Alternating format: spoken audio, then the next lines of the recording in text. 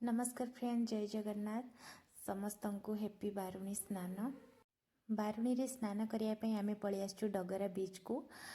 Eighty जो घर देखुंत आम ए समुद्र रे गाधी सारिकी एटिकी आसबू, ड्रेस चेंज करूँ। आठ नॉर्मल पानी भी मिलूँ से आउ थे गाधेकी आम ड्रेस चेंज करवा। आगुरी ये सब जिन नाला ए नुआ नुआ बना हो सब कहीं लोक संख्या अधिक बढ़ुंट। बहुत लोक पिकनिक आसती झाऊ बण को। जानुआरी डिसेम्बर रे अधिक आसी थांती। आमे तो प्राय समय एठिकी बुलाबुली करने आसू, किंतु एभलिया गाधीबार सुजोग मिलेनी। केवल बारुणी स्नान रे ही आमे गाधी थाउ। एठी आमे समस्ते टिके मुढ़ी एंजॉय कलु।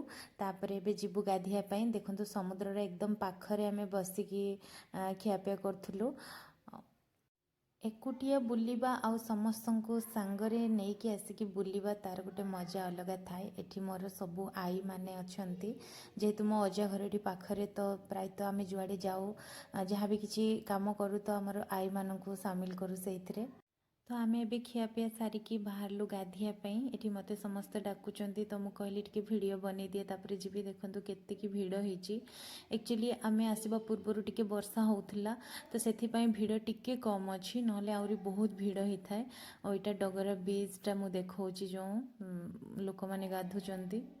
एठी जदि आपण माने बुलाबुली करिया पे आछुचंती ताहले मु कहबी एठी बहुत भल जगह। और जदि आपण माननकु फीस्ट करिवार थिबो आउ किछि नेइकी आसी नथिबे ताहले एठी आपनको सब किछि मिल जिवो, पानी ठु आरंभ करके गैस पर्यंत। आ बहुत लोक एमती आसी थांती।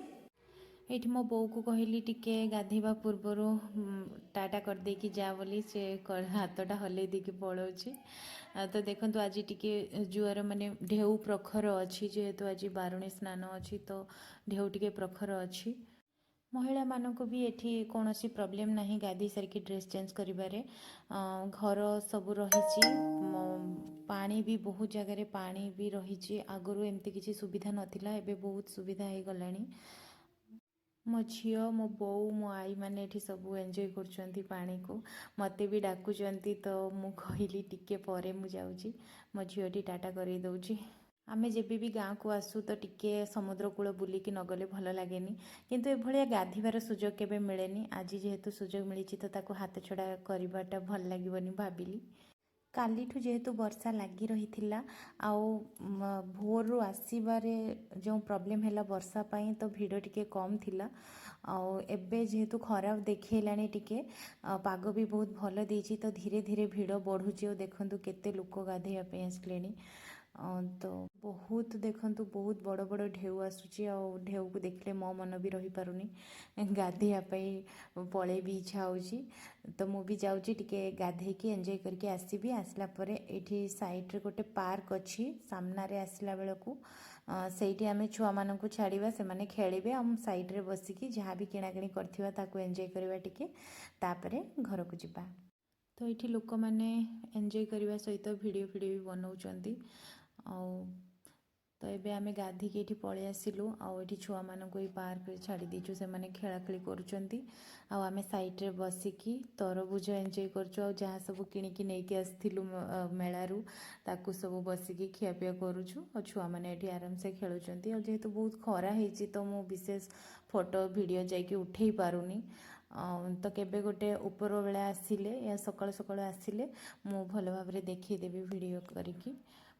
आमे जेबे भी एठिकी बुलाबुली करने आसू, तो 3टा 4टा बेलू पलि आसू। आ पूरा राति हेले आमे जाऊ बुलाबुली सारिकी। तो सही समयटा बुलाबुली करने वीडियो करने पूरा परफेक्ट समय मते लगे।